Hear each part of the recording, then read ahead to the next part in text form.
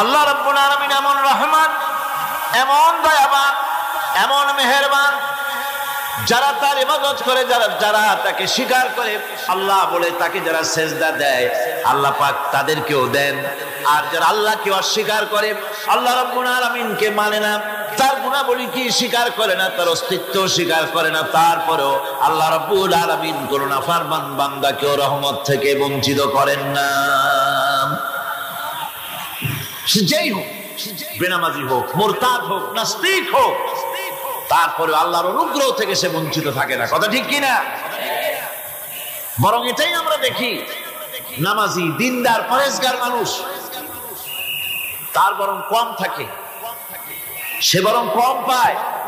বাড়ি নাই, ঘর নাই, কলকারখানা নাই, আর নামাজ রোজা করে না, হজ যাকাত করে না, আল্লাহর সাথে বিরোধিতা করে, আল্লাহরে মানেই না, বলে দেয়ার ইজ নো গড, স্রষ্টা বলতে কেউ নাই। এই ড্রিঙ্ক অ্যান্ড বি মেরি, এই হচ্ছে তাদের থিওরি, তাদের দর্শন, তাদের ফিলসফি।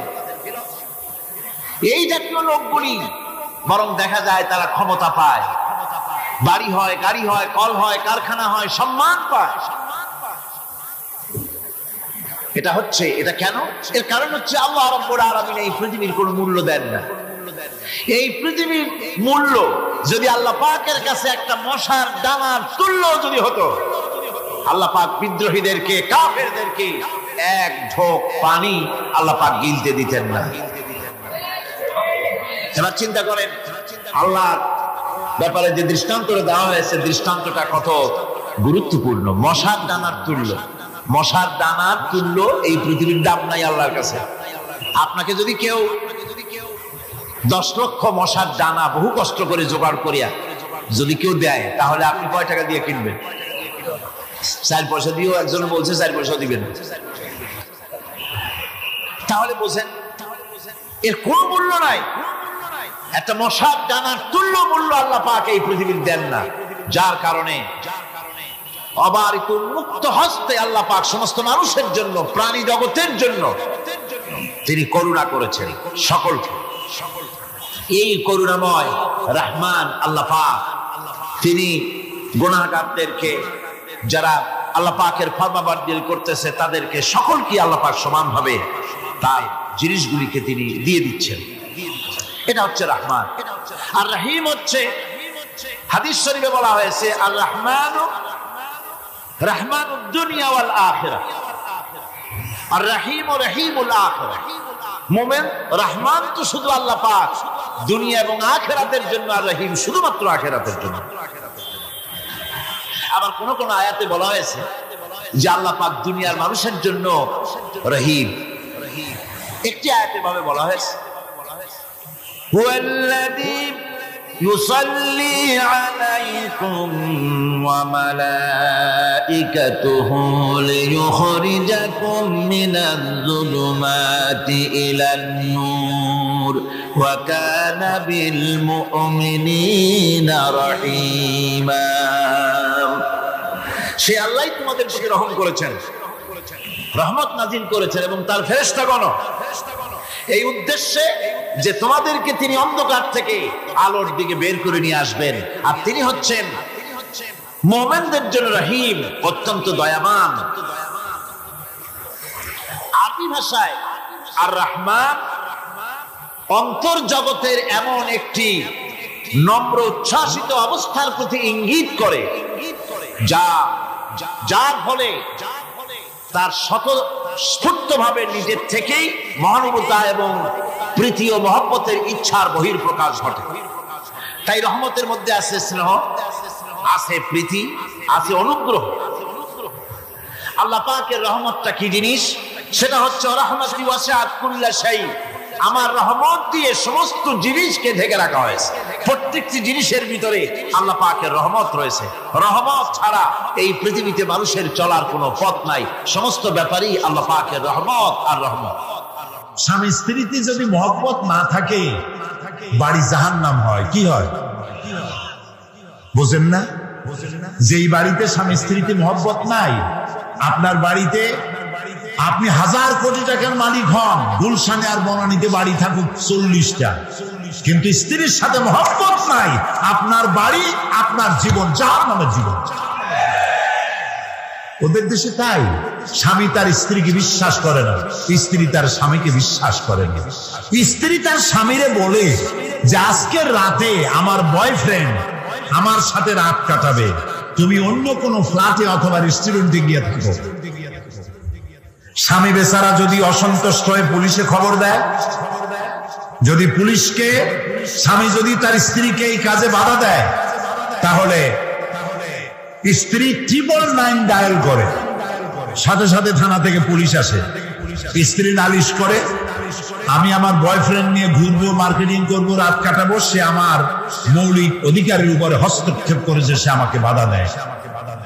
পুলিশ বলবে, বেটা তোমার স্ত্রী একটা বয়ফ্রেন্ড কেন, 15টা বয়ফ্রেন্ড নিয়ে থাকবে, তাতে তোর কি, বাইরে চলে যা। এই হলো সত্তা। প্রিয় ভাই, সব বানানো কথা বলার অভ্যাস আমার নাই। আমার চোখে দেখেছি মা নিজের বাচ্চাকে পুশ চেয়ারে করে রাস্তা দিয়ে ঠেলে নিয়ে যায়, আর কুত্তার বাচ্চা কোলে নিয়ে হাঁটে। এই সন্তান তার মাকে কেন শ্রদ্ধা করবে, কেন ভালোবাসবে? ওই স্বামী তার স্ত্রীর জন্য প্রাণ দিবে কেন? যে স্ত্রী তার স্বামীর সামনে ভিন্ন পুরুষের কণ্ঠলগ্ন হয়ে থাকে। এবং ওই স্ত্রীও বা স্বামীকে শ্রদ্ধা করবে কেন? যে স্বামী তার স্ত্রীর সামনে অন্য মেয়েদের বাহুলগ্ন হয়ে থাকে। ভালোবাসা নাই। সেই জন্য বৎসরের মধ্যে একদিন হলেও ভালোবাসার নামে ভবিতা করা লাগে বলে 14ই ফেব্রুয়ারি তারা বেছে নিছে। আমরা ওই জাতিকে বলি, আমি আজকে পরিষ্কার বলতে চাই, এটা বিশ্ব ভালোবাসা দিবস নয়, এটা বিশ্ব বেহায়া দিবস। আমার দরকার নাই তোমার ওই ভালোবাসা, কারণ আমার জন্মই হয়েছে ভালোবাসা দিয়া। আমার রাসূল বলেছেন, আদ-দীনু আন-নাসিহা, ইসলাম হলো ভালোবাসা। ইসলাম মানেই ভালোবাসা, ইসলাম মানেই ভালোবাসা। আজকে তো দিবসের অভাব নাই। পিতৃ দিবস, মাতৃ দিবস, নারী দিবস, কন্যা দিবস, স্বাস্থ্য দিবস, কলেরা দিবস, বসন্ত দিবস। এখন আবার শুনতেছি নতুন ভাবে আর এক দেওয়াল লিখন হচ্ছে, বিশ্ব চিন্তা দিবস। আয়োজকদের জিজ্ঞেস করলাম, ভাই বিশ্ব চিন্তা দিবসের থিম কি, বিষয়টা কি? কয় যে আমরা অনেক ভেবেছি যে কি করা যায়, পরে আমরা চিন্তা করলাম বিশ্ব চিন্তা দিবসে আমরা পার্কে, রাস্তায়, আইল্যান্ডে, বিভিন্ন জায়গায় দলবদ্ধ হয়ে বসে চিন্তা করব যে আসলেই আমরা কোনো বিষয় চিন্তা করতেছি কিনা। এগুলো বিশ্ব চিন্তা দিবসের শীত। কপাল করেছে জাতি আমাদের ভালোবাসা শিখায়। আমার ওইটার দরকার নাই। আমার বাংলাদেশের মতো, মুসলমানদের মতো যৌথ পরিবার পৃথিবীতে নাই। দাদা নিয়া মা, দাদা মা, নানি নানা, ভাই ভাতিজা, বাপ মা একসাথে খাইয়া না খাইয়া এক বাড়িতে আমরা থাকি। আমাদের এই ঐক্যবদ্ধ ফ্যামিলি কেন? আমরা শান্তিতে আছি কেন? পূজা রোজা একসাথে হয় কেন? এই জ্বালা সহ্য হয় না। আমাদের মতো তোরা জ্বলিস না কেন? এই জন্য সেই জন্য আজ আমাদের ওরা মারবে, কিন্তু আমরা কথা বলতে পারবো না। वो कत्ल भी करते चर्चा नहीं होता, हम आह भी करते बदनाम हो जाता। ও যদি হত্যাও করে তা নিয়ে কোনো সমালোচনা পর্যালোচনা নাই, কারণ সমস্ত মিডিয়া তাদের হাতের মধ্যে। আর আমাকে যখন কলিজে আঘাত করে, আমি বেদনার্ত হয়ে তীরের আঘাতে জর্জরিত হয়ে যদি আমি আহ বলি, সেটাও আমার বদনাম হয়ে যায়। বেটা তুই মুসলমান না করলি কেন? আও করতে পারবি না। যদি বলবে কি করবো, কই কিও করতে পারবি না। প্রিয় ভাই সব, দিন আসতেছে, বাদাল উসরি ইউসরা। এই রাত 12 ঘন্টার বেশি থাকবে না। মেঘ আসতে সূর্য ঢেকে যায়। চিরকালের জন্য সূর্য ঢাকা থাকে না, চিরকালের জন্য রাত থাকে না। অমাবস্যা রাতের অন্ধকার কৃষ্ণ ঘন এই রাতের শেষে পূর্ব দিগন্ত আলোকিত হয়ে সূর্য উদ্ভাসিত হয়ে যায়, মেঘে ঢাকা আকাশ, মনে হয় কুয়াশায় আর সূর্য দেখা যাবে না। এরপরে আল্লাহ তাআলা কুয়াশার মেঘের মধ্য থেকে সূর্যের আলো দিয়ে পৃথিবীকে উদ্ভাসিত করে দেন। আর যে দুরবস্থা হয়েছে মুসলমানদের, এই দুরবস্থা থাকবে না, পরিবর্তন হবেই। ইসলামের সূর্য উদিত হবে হবে হবে ইনশাআল্লাহ।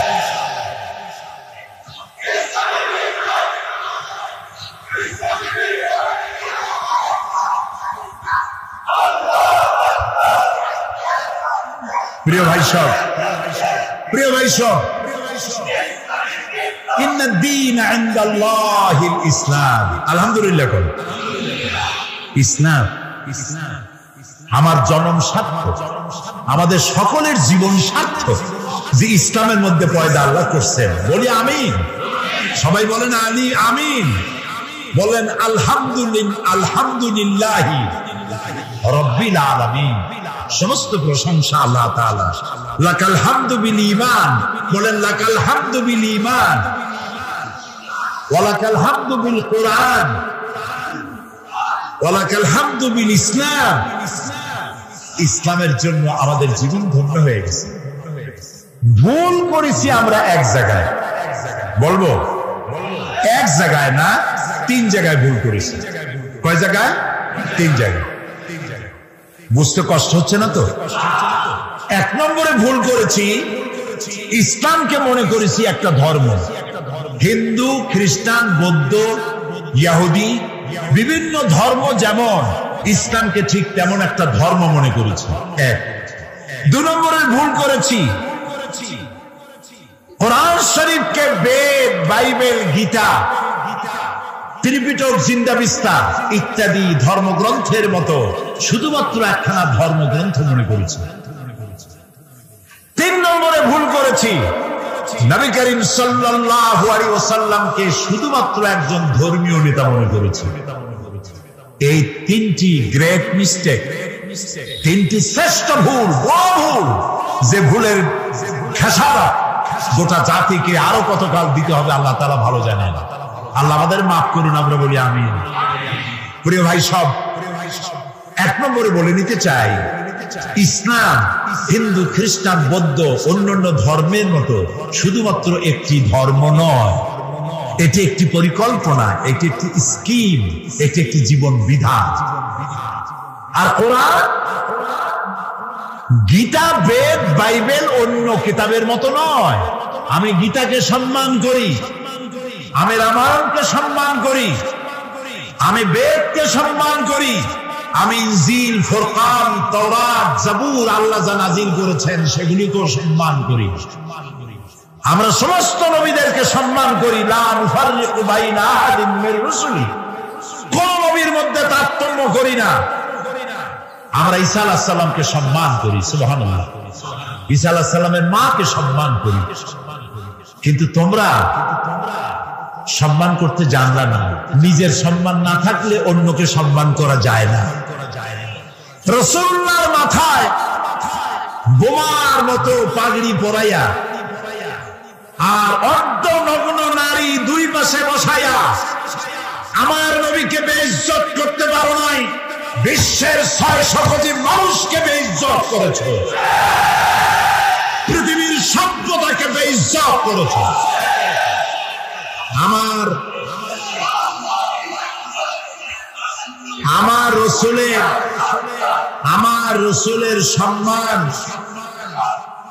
রসুলের সম্মান কচু পাতার পানি নয়, কলা পাতার পানি নয়। আমার রসুলের সম্মান হিমালয়ের পাহাড় সমান না। আমার রসুলের মর্যাদা আকাশ সমান না। আমার রসুলের মর্যাদা আল্লাহর আরশের সমান,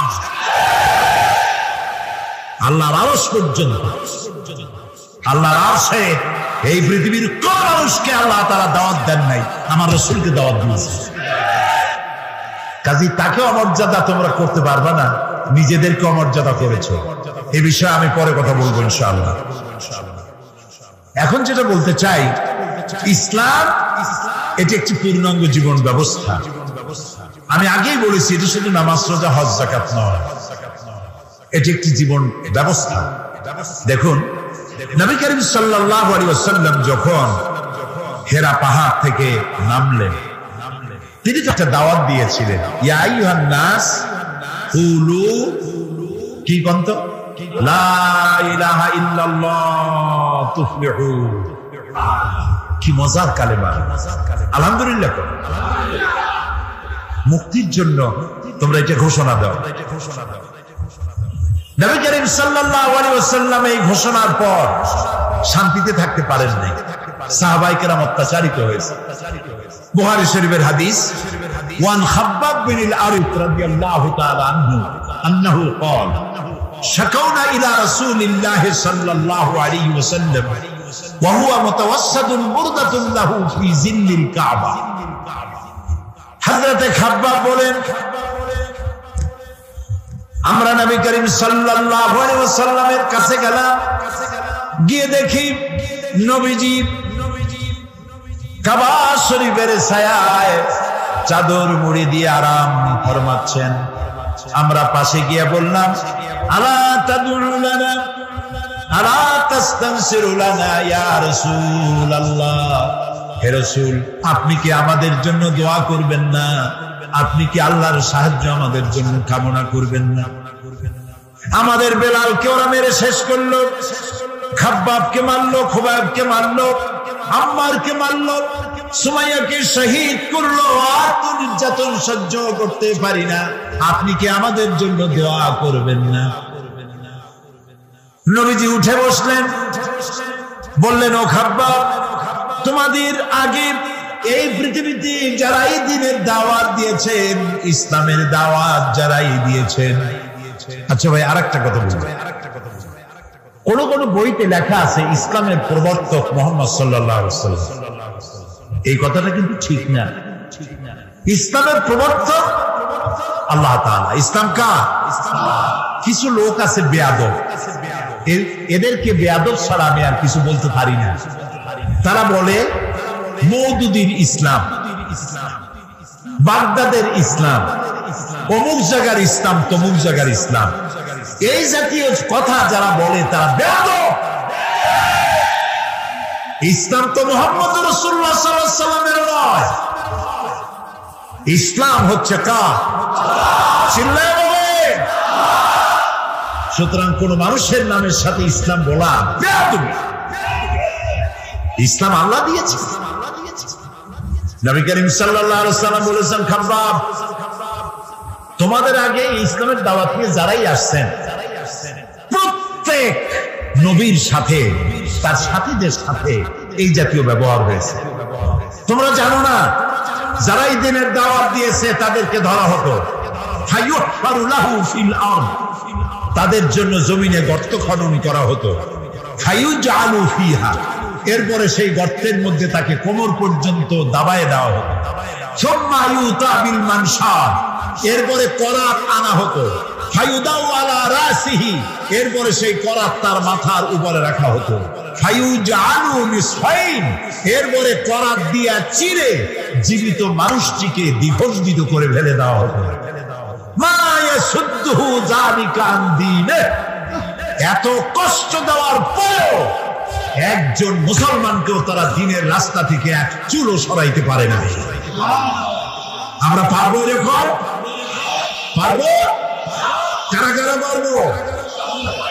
আলহামদুলিল্লাহ। হাত নামান, হাত নামান, হাত নামান। রাসূলুল্লাহ বলছেন, শোনেন শোনেন শোনেন,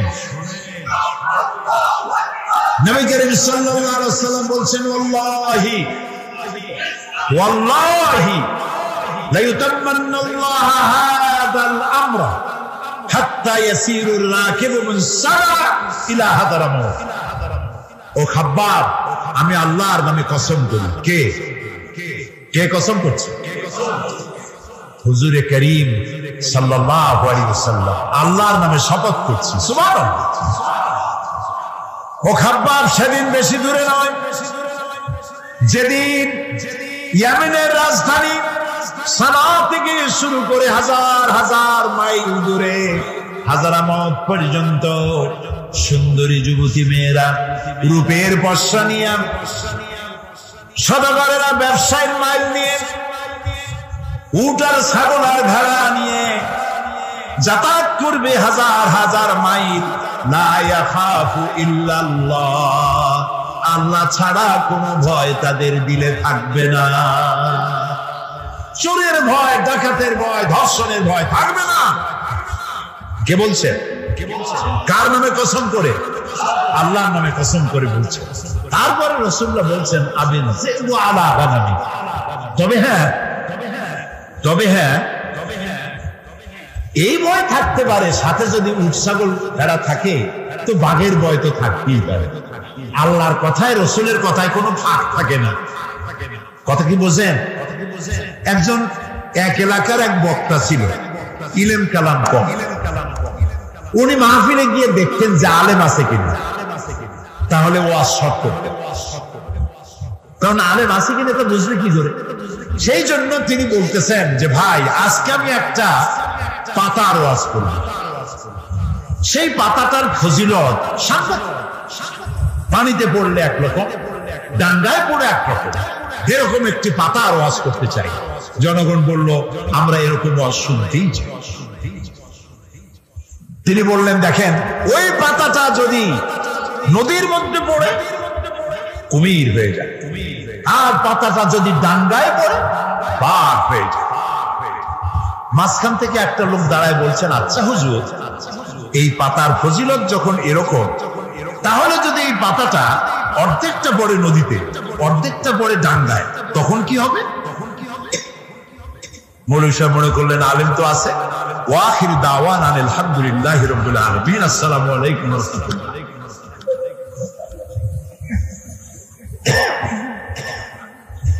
তো কথার মধ্যে ফাঁক থাকে মানুষের, কিন্তু কথার মধ্যে ফাঁক থাকে না আল্লাহর, কথার মধ্যে ফাঁক থাকে না রাসূলের। এখানে আল্লাহ তাআলা রাসূল বলছেন লা ইয়াখাফু ইল্লাল্লাহ, আল্লাহ ছাড়া কোনো ভয় থাকবে না। তারপরে যদি কেউ উট নিয়ে যায়, ছাগল নিয়ে যায়, আর পাহাড়িয়া বাঘ এসে যদি উট নিয়ে যায়, তাহলে রাসূলের কথার মধ্যে তো অসুবিধা হয়ে গেল। লোকেরা বলবে উনি বললেন আল্লাহ ছাড়া ভয় নাই, ভয় তো আছে। সেই জন্য রাসূলুল্লাহ বললেন আবিন জিদু আলা গানামি, এটা হতে পারে যে বাঘে তোমার উট ছাগল ভেড়া নিয়ে যাইতে পারে, কিন্তু সুন্দরীরা ধর্ষিতা হবে না, সদাগরের মাল চুরি হবে না, মানুষের জীবন নষ্ট হবে না, এরকম সমাজ আসবে। ওয়ালাকিন্নাকুম তাস্তাজিলুন, আসলে তোমরা খুব তাড়াহুড়ো করছো। তাড়াহুড়ো করো না, ধৈর্য ধরো।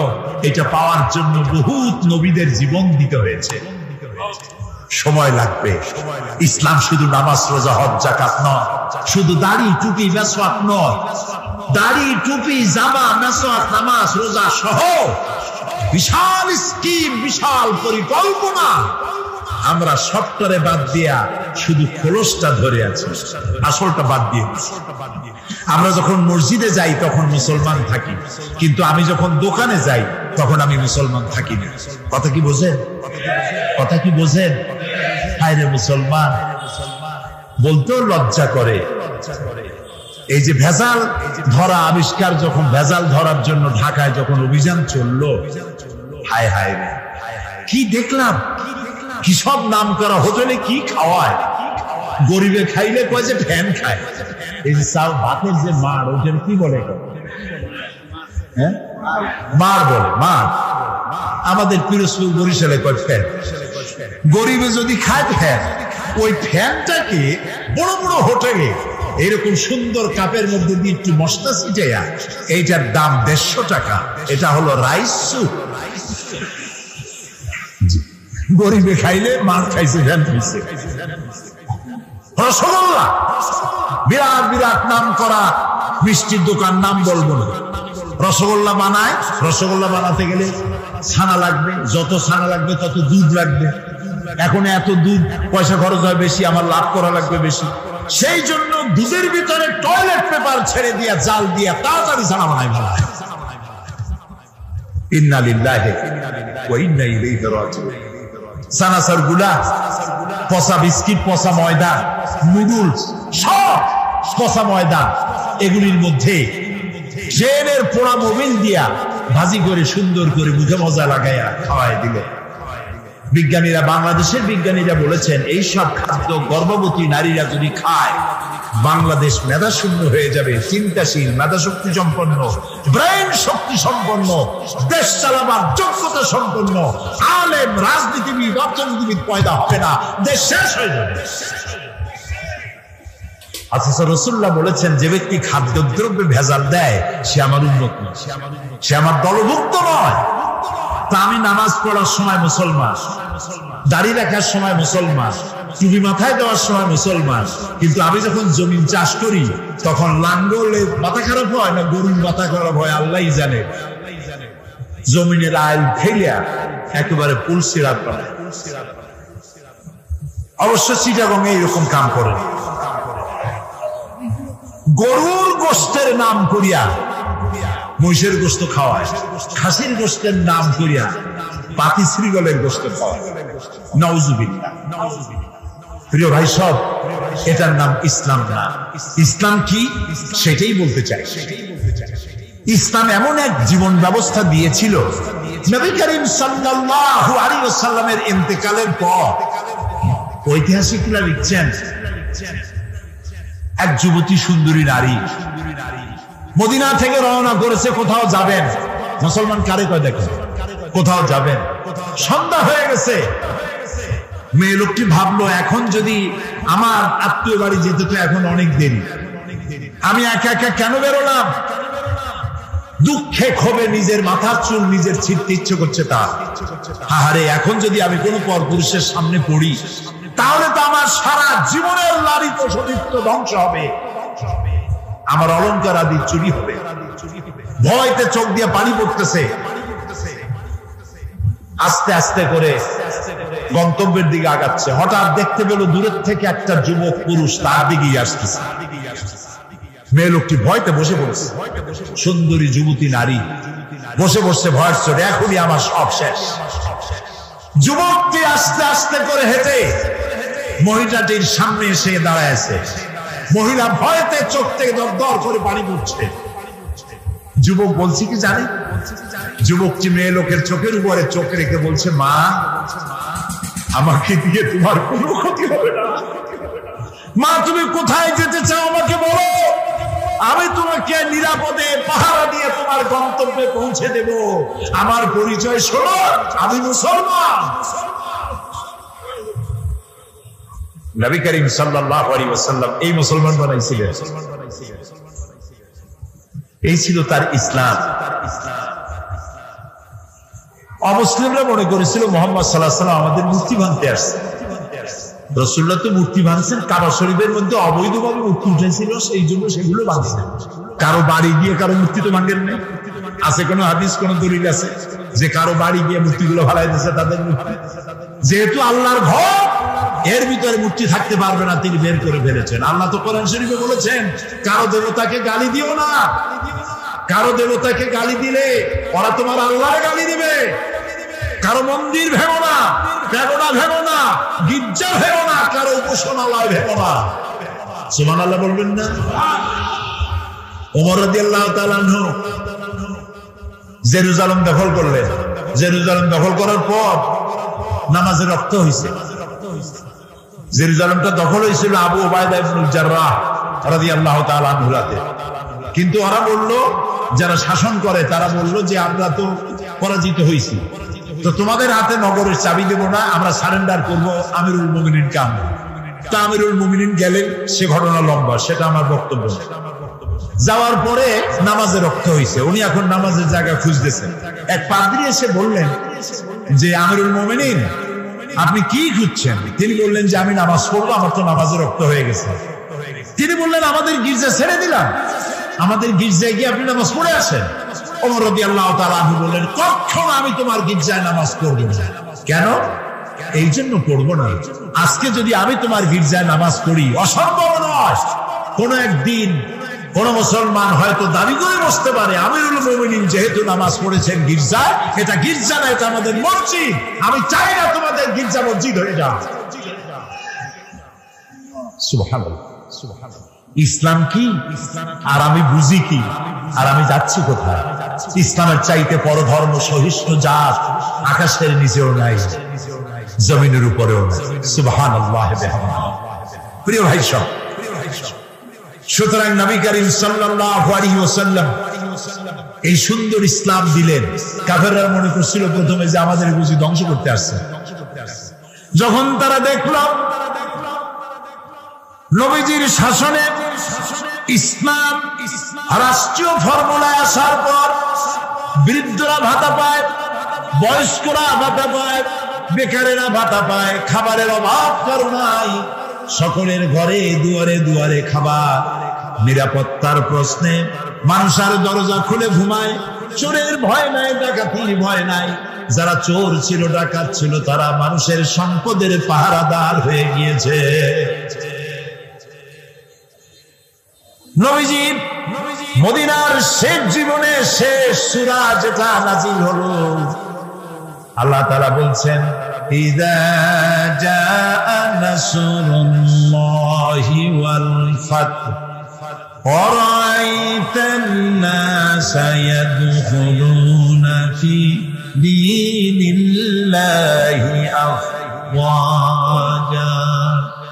ফাসাব্বিহ বিহামদি রাব্বিকা ওয়াস্তাগফির ইন্নাহু কানা তাওয়াবা।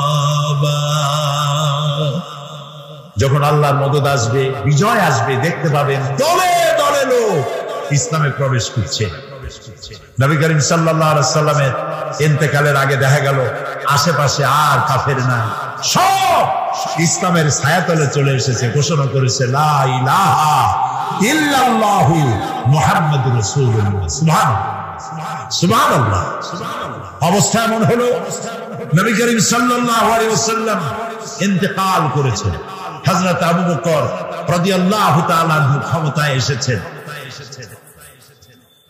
চিফ জাস্টিস বানাইছেন ওমর রাদিয়াল্লাহু তাআলা আনহুকে বিচারপতি। ঐতিহাসিকরা লিখছেন ফামাকাসা আমান কামিলান ফালাম ইয়াখতাসিম ইলাইহি ইসনান। একটা বছর পার হয়ে গেল, হযরত ওমরের আদালতে একটা মামলা আসে নাই, একটা মামলা নাই। সুবহানাল্লাহ কইতে ইচ্ছে করে না? যাই দেখুন তো চট্টগ্রাম আদালতে কত হাজার মামলা পড়ে আছে, সারা বছরে একটা মামলা নেই। হযরত ওমর গিয়া বললেন মা হাজাতা বি ইনদা কওমিল মুমিনিনা ইয়া খলিফাতা রাসূলিল্লাহি সাল্লাল্লাহু আলাইহি ওয়াসাল্লাম। হে আল্লাহর রাসূলের খলিফা, এই জাতির জন্য বিচারপতির দরকার, আমি এই চাকরিতে আর থাকতে চাই না। তিনি প্রশ্ন করলেন কেন, কেন তুমি বলছো? তিনি বললেন একটা বছর বসে থাকলাম, একটা মামলা নাই, তো আমি ওখানে বসে থাকবো কেন? সিদ্দিকে আকবর রাদিয়াল্লাহু তাআলা প্রশ্ন করলেন ওমর, এই যে মামলা হইল না, এর কারণটা কি? তুমি কোন চিন্তা করছো? বলেন হ্যাঁ চিন্তা করেছি।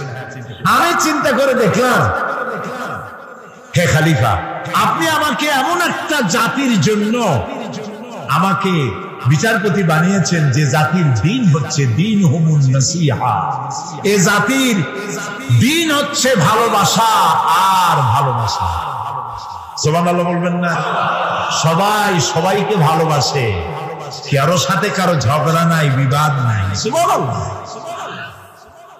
ওয়া মানহাজুহুমুল কোরআন, আর তাদের মানহাজ, তাদের দস্তুর, তাদের কনস্টিটিউশন হচ্ছে আল্লাহর কালাম। সুবহানাল্লাহ। ওয়া আমালুহুম আল আমরু বিল মারুফ ওয়ান নাহি আনিল মুনকার, আর তাদের আমলটাই হচ্ছে মানুষকে ভালো কাজের আদেশ দেওয়া আর অন্যায় কাজ থেকে মানুষকে ফিরিয়ে রাখা। কুল্লু ওয়াহিদিন মিনহুম ইয়ারিফু হাদ্দাহু ফায়াকিফু ইনদা, এর প্রত্যেকটি ফার্দ, প্রত্যেকটি জনগণ জানে যে আল্লাহর আদেশ নিষেধ কোথায়। প্রত্যেকেই তার বর্ডারে এসে থেমে যায়, বর্ডার ক্রস করে না। ওজনে কম দিও না, খাদ্যে ভেজাল দিও না, মিথ্যা কথা কইও না, নারী ধর্ষণ করো না, জেনা ব্যভিচার করো না, হত্যা করো না, গীবত গাইও না, জমিনের আইল ঠেলো না, মদ খাইও না, জুয়া খেলো না, যা যা এগুলি বর্ডার। তিলকা হুদুদুল্লাহ, এগুলি কি বলুন তো? আল্লাহর বর্ডার। বলেন না এগুলি কি? আল্লাহ তাআলা বলছেন বলছেন ফালা তাকরাবুহা, এটাকে ক্রস করা তো দূরের কথা, এটার কাছেও যেও না। সুবহানাল্লাহ। কুল্লু ওয়াহিদুন মিনহু ইয়ারিফু হাদ্দাহু ওয়া ইয়াকিফু আনহা, বর্ডারে দাঁড়ায় যায়, বর্ডার ক্রস করে না। এবং ওয়াইদা মারিদা আহাদুহুম আদু, তাদের মধ্যে যদি কেউ অসুস্থ হয় তাহলে তাকে তারা দেখতে যায়। আজকে আমরা এই আমল হারাই ফেলাইছি। দোতলায় মানুষ মরে, তিনতলায় বিবাহ হয়, খোঁজও জানেন না, জিজ্ঞাসাও করেন। এই অবস্থা হয়ে গেছে। প্রিয় ভাই, সব ইসলামী আদতগুলি আমাদের মধ্যে আসা দরকার, আমাদের মধ্যে ইসলামী আমলগুলি হওয়া দরকার। রাসূলুল্লাহ কারো অসুখ হইলে দেখতে যাইতেন, কিছু নিয়ে যাইতেন, মাথায় হাত বুলাইতেন, ফু দিতেন, দোয়া করতেন। সুবহানাল্লাহ। আপনার শত্রু যদি হয়, অসুস্থ হয়েছে, আপনি যদি তাকে দেখতে যান, একটু কমলা নিয়ে যান, একটু বেদানা নিয়ে যান, একটু আঙ্গুর নিয়ে যান, আপনার সাথে শত্রুতা থাকবে, চক্ষু লজ্জার সৃষ্টি হবে। তাহাদ্দু তাহাব্বু, হাদিয়া দাও, মহব্বত বাড়বে। আর সালাম দাও, গনো গনো সালাম দাও। সুবহানাল্লাহ। আফশুস সালাম, রাসূলুল্লাহ বলেছেন সালাম দাও, বেশি করে সালাম দাও। সুতরাং নবী করিম সাল্লাল্লাহু আলাইহি ওয়াসাল্লাম যে জীবন ব্যবস্থা এনেছিলেন, সেই ব্যবস্থা ছিল এরকম, যেখানে ঝগড়াঝাটি ছিল না, মারামারি ছিল না। এই হলো ইসলাম। সেই ইসলাম এই পৃথিবীতে যাতে আর উঁচু না হতে পারে, এই পৃথিবীটাকে ধ্বংস করার জন্য যত মতবাদ তৈরি হয়েছিল সব শেষ। পুঁজিবাদ শেষ, কমিউনিজম শেষ। মানুষের গন্তব্য ছিল ইসলামের দিকে। কোন দিকে গন্তব্য? ইসলামের দিকে। সেই ইসলাম যেন আগাতে না পারে, সেই জন্য মুসলমানদের নাম দিতে হবে সন্ত্রাসী। কি নাম দিতে হবে? সন্ত্রাসী। শুরু হয়ে গেল সন্ত্রাস, পৃথিবী জুড়ে সন্ত্রাস শুরু হয়ে গেল। বর্তমান পৃথিবীতে সন্ত্রাস নাই এমন কোন দেশ আছে বলে আমার জানা নাই। সারা দুনিয়া জুড়ে সন্ত্রাস। এই মাহফিল হওয়ার কথা ছিল কবে বলেন? ডিসেম্বর মাসে বোমা খয়ের মতো ফুটতে লাগলো চতুর্দিকে। কেন ফুটাইলো? তারা বলতে চায় তারা আল্লাহর আইন প্রতিষ্ঠা করবে। কার আইন? আল্লাহর আইন প্রতিষ্ঠা করবে। এখন আল্লাহর আইন প্রতিষ্ঠার জন্য বোমা মারবে। শুরু হয়ে গেল বোমা।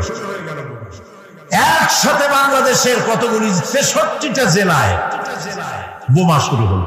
আমরা এগুলার নামও শুনি নাই জীবনে। নাম হলো জামাতুল মুজাহিদিন, হরকুতুল জিহাদ, তারপরে আরেকটা কি, না না না,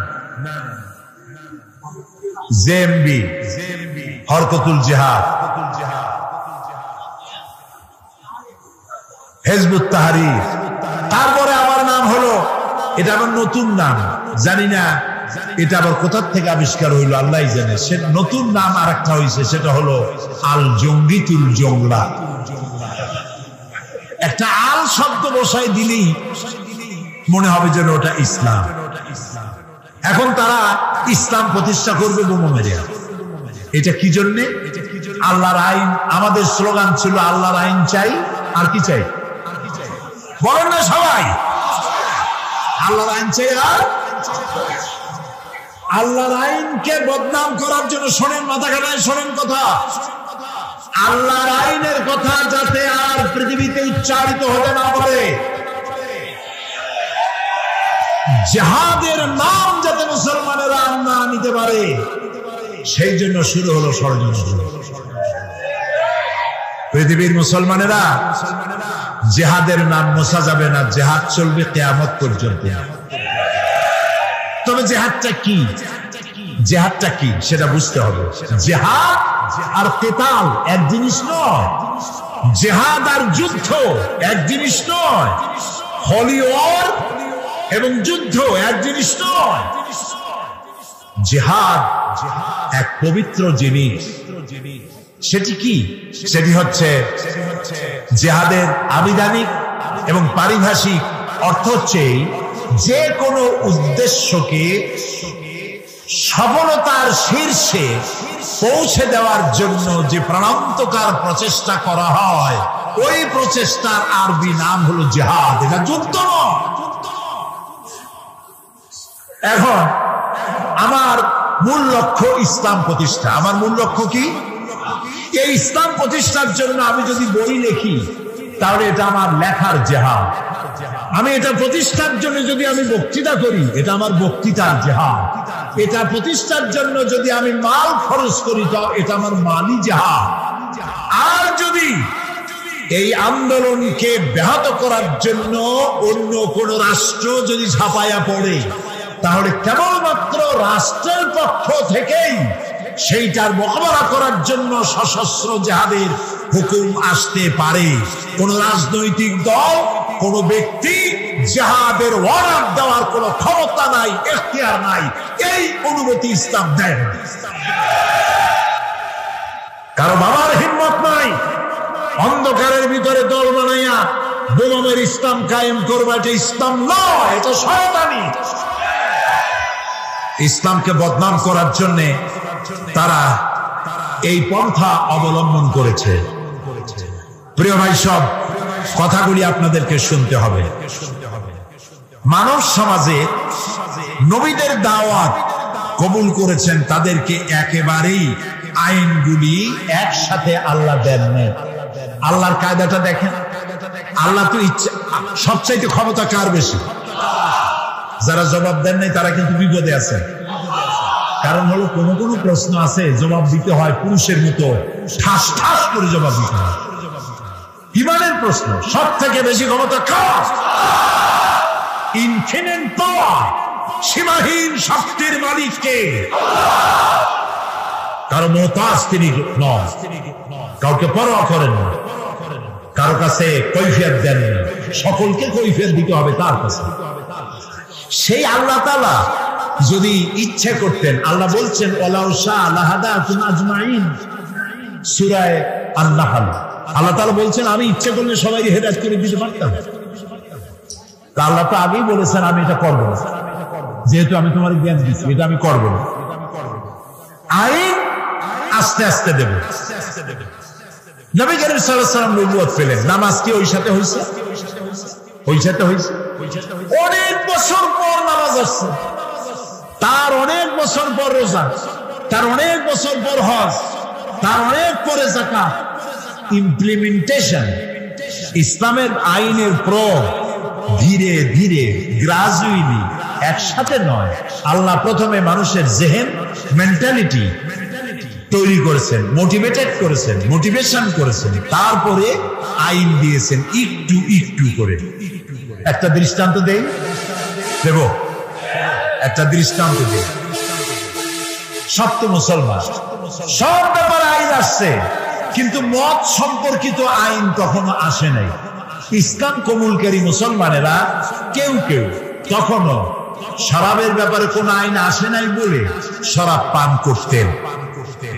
প্রশ্ন উঠল, হে রাসূল, এই যে মদটা খাইয়া মাতলামি করে টরে, এসব ব্যাপারে তো কোনো আইন টাইন আসলো না, এটা বিষয়টা কি?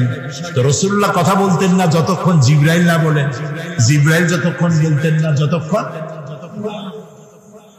আল্লাহ রাব্বুল আলামিন প্রশ্নের জবাব দিলেন, ওয়ায়াসআলুনাকা আনিল খামরি ওয়াল মাইসিরি কুল ফীহিমা ইসমুন কাবীর ওয়া মানাফিউন লিন-নাস। হে নবী, আপনাকে প্রশ্ন করা হয় মদ এবং জুয়া সম্পর্কে, আপনি বলুন এ দুটোই ভালো জিনিস নয়, কল্যাণমূলক নয়, তবে এর মধ্যে মানুষের কিছু কল্যাণ আছে। মদের মধ্যে, জুয়ার মধ্যে মানুষের কিছু কল্যাণ আছে। 10 টাকা দিয়ে লটারিতে টিকিট কিনছে, যদি লাগিয়ে যায় তো 10 টাকার টিকিটে লেক্সাস গাড়ি পেয়ে গেছে, 10 কোটি টাকা পেয়ে গেছে। এখন জিন্দিগি চিঠিতে গাড়ি দেখে নাই, 10,000 টাকা জীবনের ভাবেও চোখে দেখে নাই। সে যদি 1 কোটি টাকা হাতে পায়, ও কি দুনিয়ার এক দুনিয়া মনে করবে? ওর সামনে তুমি এই লোক তো যাইতেই পারবে না, যা খুশি তাই করবে। সেই জন্য কল্যাণ আছে, রাতারাতি আঙ্গুল ভুলে কলা গাছ হইতে পারে। মদ খাইলে কিছু সময়ের জন্য রাজা রাজা ভাব একটু হইতে পারে, কিন্তু কিন্তু উপকারের চাইতে অপকারিতা বেশি। কি বললেন আল্লাহ তাআলা? এটা এই আয়াত নাজিল হওয়ার পর যে সমস্ত মুসলমানরা মদ পান করতেন, ওনারা মনে করলেন যে মানুষের কল্যাণ আর অকল্যাণ আল্লাহর চাইতে তো তোর ভালো বোঝার কথা না। তিনি যখন বলছেন কল্যাণের চাইতে অকল্যাণ বেশি, কাজী এটা পান করবেন না। 25% শরাব ছেড়ে দিন। আরেকদিন এর কিছুকাল পরে একদিন নামাজ পড়তে গেছেন, একজন ইমামতি করছেন তিনি, যিনি একটু আগে খাইয়ে আসছেন। 17 পারা শুরু করে 23 পারা গিয়ে ঢুকছে, মাথা তো ঠিক নাই। রাসূলের কাছে প্রশ্ন করলো যে এই তো নামাজ পড়লো ইয়া খাইয়া, এখন তো নামাজের মধ্যে পেঁচ লাগাই ফেলাইছে, এখন কি হবে? আল্লাহ তাআলা বলে দিলেন, লা তাকরাবুস সালাত ওয়া আনতুম সুকারা হাত্তা তাআলামুনা মা তাকুলুন। যত তোমরা নামাজ ওই অবস্থায়, নামাজ পড়া তো দূরের কথা, নামাজের কাছেও যেও না যতক্ষণ তোমরা না বুঝো যে তোমরা কি বলছো। মাথার থেকে মদের ক্রিয়া না যাওয়া পর্যন্ত নামাজ পড়া তো দূরের কথা, কাছেও যেও না। বুদ্ধিমান মুসলমানেরা মনে করলেন এত খারাপ এটা খাইয়ে নামাজ পড়া তো দূরের কথা, কাছেও যাওয়া উচিত না, দেখতে এটা খাবো। আরো 25 ভাগ ছেড়ে দিন, তাও আমরা সুবহানাল্লাহ করবো না। এখন কত হইলো রেশিও? কত? 50-50। অর্ধেকে খায়, অর্ধেকে খায় না। আল্লাহর আইনের প্রতি আনুগত্যের রেশিও যখন এই পর্যায়ে আসছে, তখন চূড়ান্ত আয়াত নাজিল হয়ে গেল, ইন্নামাল খামরু ওয়াল মাইসিরু ওয়াল আনসাবু ওয়াল আজলামু রিজসুম মিন আমালিশ শাইতানি ফাজতানিবুহু। মদ, জুয়া, মূর্তি, পাশা, এগুলি সব নিষিদ্ধ ঘোষণা করা হলো। এগুলি সব শয়তান কর্তৃক উদ্ভাবিত নোংরা কাজ। তোমরা ফাজতানিবুহু, এগুলি পরিত্যাগ করো। শয়তান চায় এই কাজগুলির মাধ্যমে তোমাদেরকে আল্লাহর জিকির এবং স্মরণ থেকে বিরত রাখতে। ফাহাল আনতুম মুনতাহুন, তোমরা কি এগুলি জানার পরেও বিরত থাকবে না? তখন তো মাইক নাই, রেডিও নাই, টেলিভিশন নাই, মোবাইলও নাই। রাসূলুল্লাহ বললেন, এই আয়াতগুলি রাস্তায় রাস্তায় তেলাওয়াত করো, যাও। কয়েকজন সাহাবী নামাজ দিলেন। সাহাবীরা রাস্তায় রাস্তায় আয়াত চিল্লায় পড়তেছেন। শরাব খানার ভিতরে যেসব মুসলমান শরাব খাচ্ছিলেন, কোরআনের আয়াত শুনতে পেলেন, হাতে গ্লাস ছিল, মদের ছুঁড়ে ফেলে দিলেন। মুখে নিয়েছিলেন, কুলি করলেন। যিনি গিলেছিলেন, গলায় আঙ্গুল দিয়ে বমি করে ফেলে দিলেন। মদের দোকানদার লাঠি মেরে তার মদের পাত্র ভেঙে চুরমার করে দিল। এর নাম মুসলমান, এর নাম ইসলাম, এর নাম ইসলাম। খাইসা দিয়া লা ইকরাহা ফিদ্দীন, দ্বীনের মধ্যে কোনো বাড়াবাড়ি নাই। আমাদের ধর্মনিরপেক্ষ ভাইরা ওনারা লা ইকরাহা ফিদ্দীন নিছেন ওনাদের ধর্মনিরপেক্ষের দলিল হিসাবে। না বুঝলে যা হয়। একজন মুরব্বী ওই দলে, নাম নেব না, বুঝে নিয়ে, বেঁচে নাই তিনি, মুখে দাঁড়িয়ে দাঁড়িয়ে ছিল। আমি একদম বললাম, বড় ভাই, এই ধর্মনিরপেক্ষ না থাকলে কি হয়? এইটারে বাদ দিলে আমরা তো কাছাকাছি হইতে পারি। আপনি আমার পাকা ধানে মই দেন নাই, আমিও আপনার হালের গরু পিটায় মারিনি। আপনাদের সাথে আমাদের কোনো শত্রুতা নাই। এটা করেন কেন? এটা বাদ দিতে পারেন না? কয় কোন কি? আল্লাহ নিজেই তো ধর্মনিরপেক্ষ। আস্তাগফিরুল্লাহ, কয় কি? আল্লাহর চাইতে ধর্মের পক্ষে কেউ আছে? এই তো কেবল আমি তো শুরুই করছি ইসলাম। আল্লাহ তো বলছেন আমার কাছে পছন্দ কেবলমাত্র ইসলাম। যেরকম কি আমার কাছে পছন্দনীয় কেবলমাত্র ইসলাম। আল্লাহ তো সবথেকে ধর্মের পক্ষে, আর আপনি কোন কি? কই যে ওই যে আছে লাকুম দীনুকুম ওলিয়া দিন, ওটাও তো ধর্মের পক্ষে। লাকুম দীনুকুম ওলিয়া দিন, তোমার জন্য তোমার ধর্ম, আমার জন্য আমার ধর্ম। তার মানে কি? তার মানে হলো তুমি তোমার ধর্মের পক্ষে থাকো, আমি আমার ধর্মের পক্ষে থাকবো। সুবহানাল্লাহ। প্রিয় ভাই সব, ইসলাম এসেছে এইভাবে, মারদাঙ্গা করে আসে না। দেখেন না রসুলের, আমি কি বলবো, আমি তো বলে শেষ করতে পারবো না।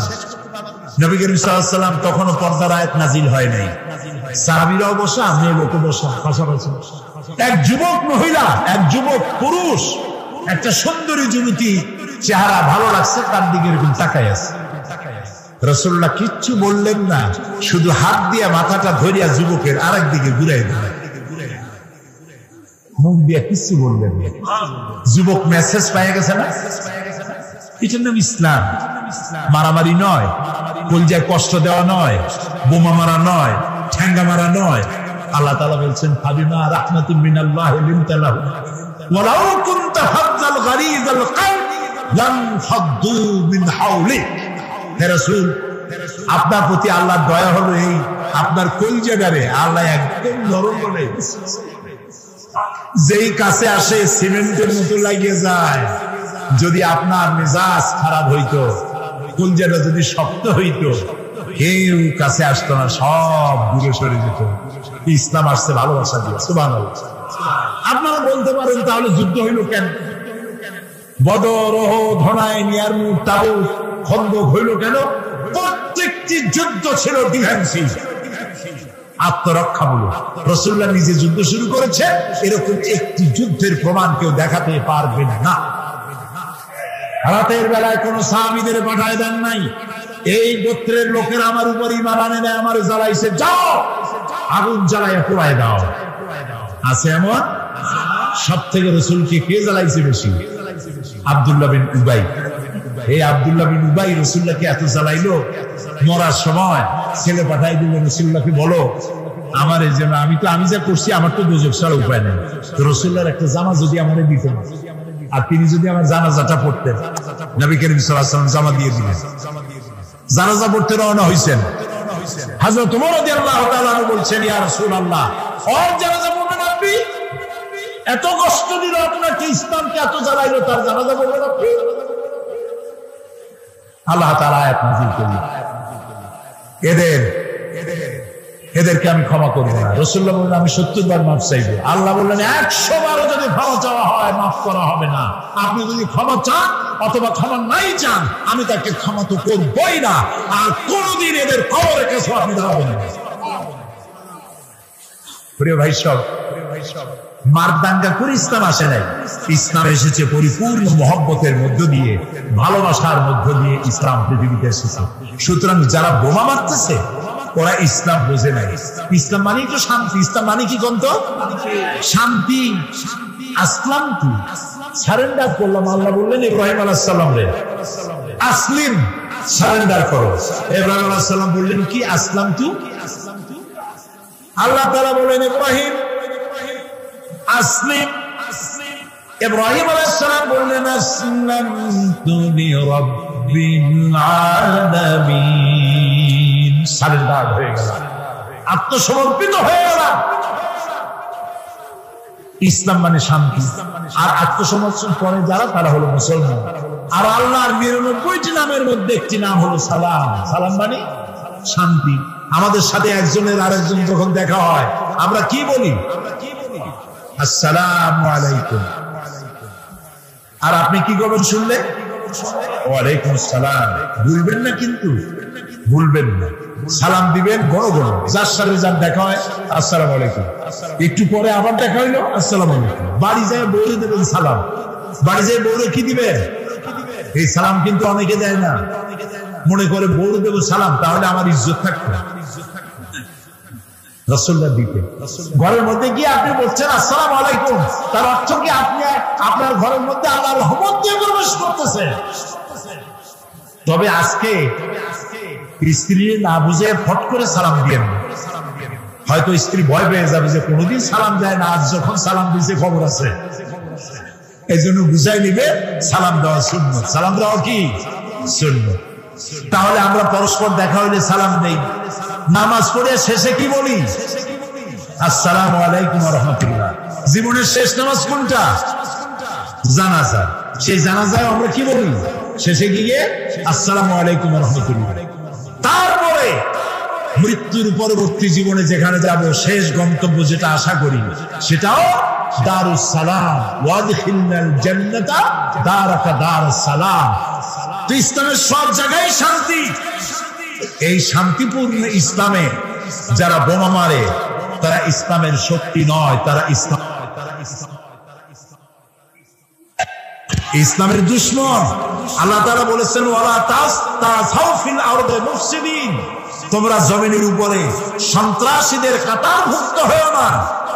ওয়ালা তুফসিদু ফিল আরদি বা'দা ইসলাহিহা, শান্তি প্রতিষ্ঠার পরে বিপর্যয় সৃষ্টি করো না, সন্ত্রাসী তৎপরতা চালাইও না।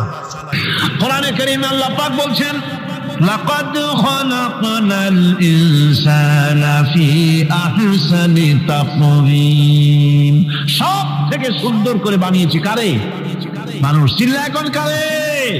মানুষ হলো সবচাইতে সুন্দর, সবচাইতে সুন্দর সৃষ্টি আমার। ওগুলা এই মানুষগুলি হচ্ছে আশরাফুল মখলুকাত। মানুষ কি মখলুকাত? সৃষ্টির সেরা। আপনারা সৃষ্টির সেরা হইলেন কি দিয়া? আপনারা কি বাঘের মতো দৌড়াতে পারেন? বল্লার মতো হুল ঘুরাইতে পারেন? কুত্তার মতো কামড়াইতে পারেন? হাতির মতো শক্তি আছে? গরিলার মতো শক্তি আছে? মাছের মতো সাঁতরাইতে পারেন? সাপের মতো ক্রুদ্ধতা আছে? সিংহের মতো হিংস্রতা আছে? তো কিসের কোন দিক থেকে আপনি আশরাফুল মখলুকাত হলেন? আশরাফুল মখলুকাত হয়েছেন জ্ঞানের কারণে। কিসের কারণে? সেই জ্ঞানটার জন্যই তো আপনি সৃষ্টির সেরা।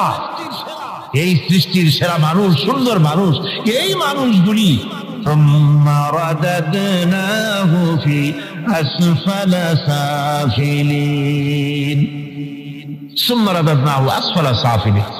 এই মানুষ নিচে নামতে নামতে এত নিচে নামে, শয়তান অবাক হয়ে গালে হাত দিয়া নিচের দিকে তাকায় দেখে আর চিন্তা করে এর নামলো কেমনে। শয়তান অবাক হয়ে যায় মানুষের অবস্থা দেখে। আর America, British parliament, American parliament আইন পাস করে পুরুষে পুরুষে বিবাহ জায়েজ করে দিয়েছে সেখানে। নাউযুবিল্লাহি মিন যালিক। শয়তানের চাইতে অনেক কিছু। শয়তান ওই সব কাম জানেও না, বোঝেও না। শয়তান তো ভালো, কুত্তাও জানে না। ঠিক কিনা কর? কুকুরেও সমকামিতা করে না, শুয়োরেও করে না, গাধায়ও করে না। মানুষ কোথায় নামছে? এই মানুষ সৃষ্টির সেরা বানিয়েছিলাম, শয়তানের চাইতে নিকৃষ্ট হয়ে গেল। আল্লাহ পাক বলেন ইল্লাল্লাযীনা আমানু ওয়া আমিলুস সালিহাতি ফালাহুম আজরুন গায়রু মামনুন। কিন্তু যারা ঈমান এনেছে, আমলে সালেহ করেছে, তাদের জন্য রয়েছে অপরন্ত পুরস্কার। এই অপরন্ত পুরস্কার আল্লাহ রাব্বুল আলামিন দান করবেন যারা নাকি মুমিন বান্দা, যারা নাকি ইবাদত করবে তাদের জন্য। এখন আমি আপনাদেরকে বলতেছিলাম যে ইবাদত গোলামি অর্থে, এর গোলামির পূর্ণ অর্থ সেটা হচ্ছে যে ব্যক্তি, পরিবার, সমাজ ও রাষ্ট্র, জীবনের সকল ক্ষেত্রে গোলামি করতে হবে কার? আল্লাহ পাকের। এই ইবাদত শব্দটাকে কোরআনে কারিমে কয়েকটা অর্থে ব্যবহার করা হয়েছে। সে অর্থগুলি আমাদের জানা দরকার। যেমন ইবাদত এবং দাসত্ব অর্থে আল্লাহ পাক বলছেন সুম্মা আরসালনা মূসা ওয়া আখাহু হারুনা বিআয়াতিনা ওয়া সুলতানিম মুবিন। কতবার মূসা এবং তার ভাই হারুনকে আমার নিদর্শন দিয়ে তাদেরকে সুস্পষ্ট রূপে প্রমাণ সহ ফেরাউন এবং তার সভাসদের কাছে আমি পাঠিয়ে দিলাম। তারা যখন তাদের কাছে গিয়ে দ্বীনের দাওয়াত দিল, তখন তারা কি বলল? ফাকালু আনুমিনু লিবাশারাইনি মিসলিনা ওয়া কওমুহুমা লানা আবিদুন। আমি যখন তাদেরকে পাঠালাম, তারা যখন দ্বীনের দাওয়াত দিলেন, ইবাদতের দাওয়াত দিলেন, তখন তারা বলল আমরা কি এমন আমাদেরই মতো দুজন মানুষের আনুগত্য করব? এখানে আবেদন অর্থাৎ দাসত্ব, আমরা কি তার দাসত্ব করব? এই দাসত্ব একমাত্র আল্লাহরই হতে পারে, আর কারো হতে পারে। সেজন্য কোরআনে কারীম অন্যত্র বলছে ইয়া আইয়ুহাল্লাযীনা আমানু কুলু মিন طيبات ما رزقناكم واشكروا لله إن كنتم إياه تعبدون হে ঈমানদারেরা তোমরা যদি আমার ইবাদত করো তবে আমি তোমাদেরকে যে সব পবিত্র জিনিস দান করেছি তা খাও এবং আল্লাহর শুকর আদায় করো। তো ইবাদত আল্লাহ পাকের করলে আল্লাহ পাক তাদেরকে খেতে দিবেন, পড়তে দিবেন, সবকিছু আল্লাহ পাক করে দিবেন। তো আল্লাহ পাকের ইবাদত করতে হবে, আল্লাহ পাকের উপর ঈমান আনতে হবে, আর তাগুতকে অস্বীকার করতে হবে। অন্য আরেকটি আয়াতে কথাটা এভাবে এসেছে, فمن يكفر بالطاغوت ويؤمن بالله فقد استمسك بالعروة الوثقى لا انفصام لها والله سميع عليم। فمن يكفر بالطاغوت যে ব্যক্তি তাগুত অস্বীকার করলো, ওয়ায়ুমিন বিল্লাহ এবং আল্লাহর উপর ঈমান এনেছে, ফাকাদ ইসতামসাকা বিল উরওয়াতিল উসকা সে এমন এক মহান অবলম্বন ধারণ করলো যে কোন জিনিসই তাকে বিচ্ছিন্ন করে দিতে পারবে না, এমন এক মহান অবলম্বন ধারণ করেছে। সুতরাং আল্লাহর উপর ঈমান আনতে হবে, তাগুতকে অস্বীকার করতে হবে। ইবাদত জীবনের সকল ক্ষেত্রে করতে হবে কার? আল্লাহ পাক। কোরআনে কারীম বলছে, এর আগে আমি প্রথমে শুনিয়েছি সমস্ত নবীরা আম্বিয়া আলাইহিস সালাম তারা তার নিজের জাতিকে গোলামির জন্য দাওয়াত দিয়েছেন। আল্লাহ পাকের বলেছেন আমার জাতি, একমাত্র নবী মুহাম্মদ রাসূলুল্লাহ সাল্লাল্লাহু আলাইহি ওয়াসাল্লাম আমার জাতি তিনি বলেন নাই। তাকে দিয়ে আল্লাহ পাক বলেছেন, ইয়া আইয়ুহান নাসু উবুদু রাব্বাকুমুল্লাযী খালাকাকুম والذين من قبلكم لعلكم تتقون يا أيها الناس اعبدوا ربكم الذي خلقكم ربكم اعبدوا ربكم أي أطيعوا ربكم গোলামি করো, আনুগত্য করো, দাসত্ব করো তোমার সেই প্রভুর, সেই রবের যিনি তোমাকে সৃষ্টি করেছেন। তার আনুগত্য জীবনের সব ক্ষেত্রে করো, এক জায়গায় করলে হবে না, সব জায়গায় করলে হবে। জীবনের সমস্ত কাজটাই হলো ইবাদত হবে যদি মুসলমান আল্লাহর হুকুম মাফিক তার জীবনকে পরিচালনা করে। আপনার চোখের চাহনিটাও তো ইবাদত হবে। সুবহানাল্লাহ। এই চোখ দিয়ে গুনাহ কামাই করা যাবে, আবার এই চোখ দিয়ে সব কামাই করা যাবে। যদি কোনো সন্তান তার মা বাবার দিকে ভক্তির নজরে, মুহাব্বতের নজরে যদি তাকায়, নবীজি বলেছেন একটা কবুল নফল হজের সওয়াব আমলনামায় লেখা যাবে। সাহাবীরা প্রশ্ন করেছেন, যদি কেউ 100 বার তাকায় তো কি হবে? নবীজি বলেছেন, আল্লাহ রাব্বুল আলামিনের নিয়ামতের ভান্ডার অফুরন্ত নিয়ামতের, সেখানে কোনো অভাব নাই।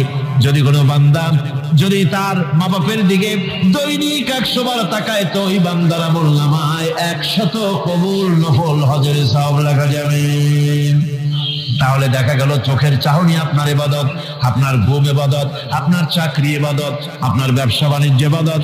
তার মানে হলো আল্লাহর গোলামি, আল্লাহর হুকুম অনুযায়ী কাজ করার নামই হচ্ছে ইবাদত। ইয়াকা না'বুদু ওয়া ইয়াকা নাস্তাঈন। পড়েন সবাই, ইয়াকা না'বুদু ওয়া ইয়াকা নাস্তাঈন। আল্লাহ তাআলা একমাত্র তোমার গোলামি করি, তোমারই আনুগত্য করি, তুমি ছাড়া কারো গোলামি করি না, তুমি ছাড়া কারো গোলামি করি না। এখন দোকানদার নামাজের মধ্যে পড়লো ইয়াকা না'বুদু। ইয়াকা না'বুদু, না'বুদু শব্দটা হচ্ছে মুজারের সিগায় যায়। এর মধ্যে দুইটা কাল পাওয়া যায়, বর্তমান আর ভবিষ্যৎ, দুটি কাল পাওয়া যায়। না'বুদু এই শব্দ দিয়ে বোঝানো হচ্ছে কি, আল্লাহ পাক এই নামাজের ভিতরে যেমন তোমার হুকুম পালন করে নামাজ আদায় করছি, যেমন নামাজের ভিতরে কিছু খাওয়া যায় না, বাইরে খাওয়া জায়েজ ছিল, নামাজ পড়ছি বলে খানাটা আমার জন্য হারাম হয়ে গেছে। কথা বলা জায়েজ ছিল, নামাজের ভিতরে কথা বলা হারাম করে দিলাম।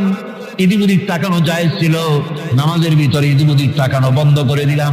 তার মানে আমার জন্য চিরস্থায়ী সব সময়ের জন্য আমার জন্য হালাল করে দেওয়া জিনিসগুলি এই নামাজের ভিতরে অল্প সময়ের জন্য হারাম করে প্রমাণ করে দিলাম মাবুদ গো, এই নামাজের পরে চিরস্থায়ী হারামগুলি এইভাবে আমার জন্য হারাম করে নেব।